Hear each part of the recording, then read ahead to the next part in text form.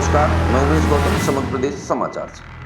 वर्तमान समय में ये बात चल रही है कि राजनीति का अपराधीकरण और समाज में व्याप्त भ्रष्टाचार पूरी सीमाएं तोड़ रहा है। वो चाहे मैं हूँ, चाहे आप हो, चाहे आपका बगल वाला हो, चाहे आपका सामने वाला हो। हम देख रहे हैं कि हर आदमी सुबह से शाम तक केवल इसी बात में तल्लीन रहता है कि कैसे भ्रष्टाचार करें और कैसे विवाद की स्थिति पैदा करें। उसका एक कारण होता है, जैसा राजा वैसी प्रजा। राजनीति में अपराधीकरण हो गया है।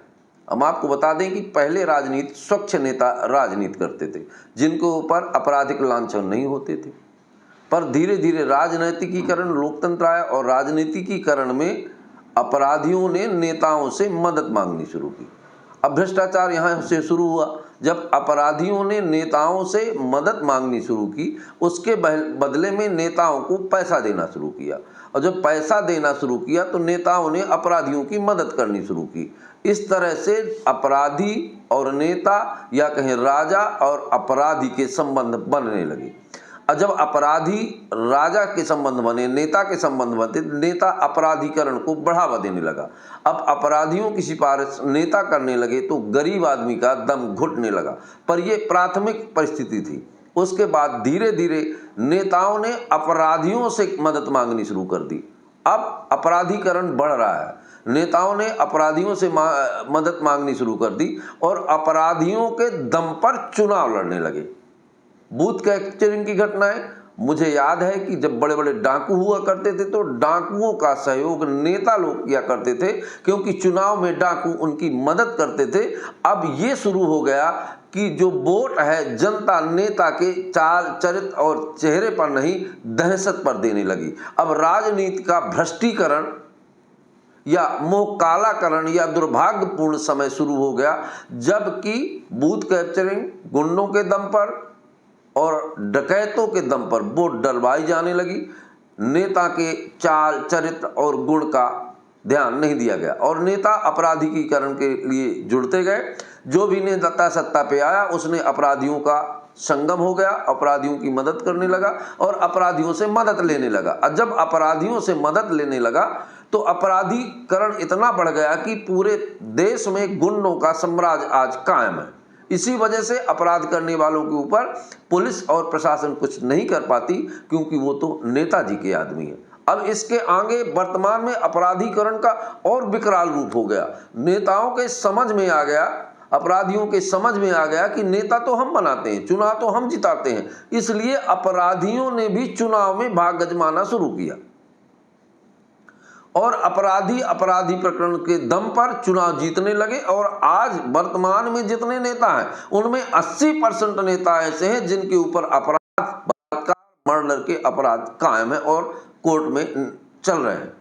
मैं कहना ये चाह रहा हूं कि वर्तमान में नेताओं में अपराधी नेताओं का संख्या बल ज्यादा हो गया। इसलिए आप देख रहे हैं कि संसद भवन हो या लोकसभा हो, जूतम पैंजर मारपीट अभद्रता होती रहती है, क्योंकि जैसा आदमी होगा उसके अंदर जैसे जिन्स होंगे। कुत्ते को कितना सजा दो, संवार दो, पर टांग उछाल कर। तो यही अपराधियों की दशा है। राजनीति में अपराधीकरण पूरी तरह समाया हुआ है। अब जब अपराधी ही राजनीति में है तो उन्हें अब सिफारिश अपराधियों की करने की जरूरत नहीं है, क्योंकि वो खुद सत्ता पे हैं। और अब वो क्या करते हैं, प्रशासनिक अधिकारियों पर अपना दबाव बनाकर अपने आपराधिक प्रकरणों को कंट्रोल करते हैं। विगत दिनों कई मुख्यमंत्री बोले कि इसका आपराधिक प्रकरण है, इसको खत्म कर दो, जनता का नुकसान हो रहा है। अब आप समझ सकते हैं कि इसके बाद और विभक्तिकरण और विभत्स रूप ले लिया राजनीति में। राजनीति में अभी तक सांप्रदायिकता का दौर था, हिंदू मुस्लिम धर्मनिरपेक्ष और ये सारी चीजें राजनीति में थी और राजनीति का रूप विकृत होता गया। अब वर्तमान में जाति का, अब इतने भ्रष्ट नेता हो गए कि नेताओं के पास अब उनका कुछ चाल चरित्र तो है नहीं, ना उनके अंदर कोई मर्यादा है, क्योंकि अपराधीकरण से जुड़े हुए हैं। पुराने जमाने के नेता अपराधी नहीं होते थे, लोग अपराधी को नहीं नेता को चुना करते थे।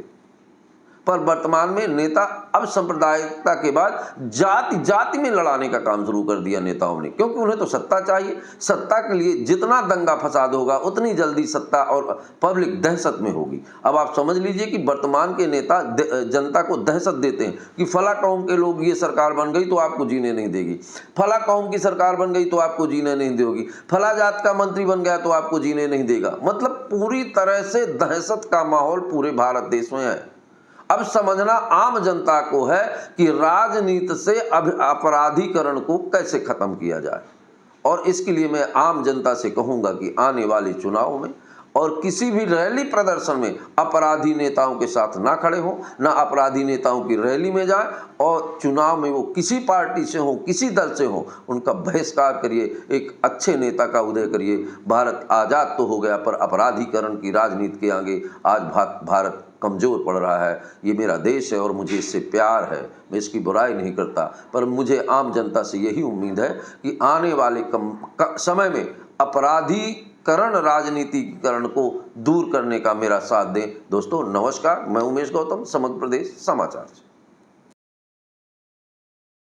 दोस्तों अब बनिए समग्र प्रदेश के मेंबर। आप नीचे ज्वाइनिंग बटन पर क्लिक करके हमारी मेंबरशिप ले सकते हैं, जिससे आप हमारे चैनल पर आने वाली सबसे इंटरेस्टिंग वीडियोस को सबसे पहले देख पाएंगे। आप हमारे चैनल को सब्सक्राइब भी कर सकते हैं, लाइक कर सकते हैं और शेयर कर सकते हैं। और याद रखिए बेल आइकॉन दबाना बिल्कुल मत भूलें, जिससे हमारे चैनल पर आने वाले वीडियोस को आप सबसे पहले देख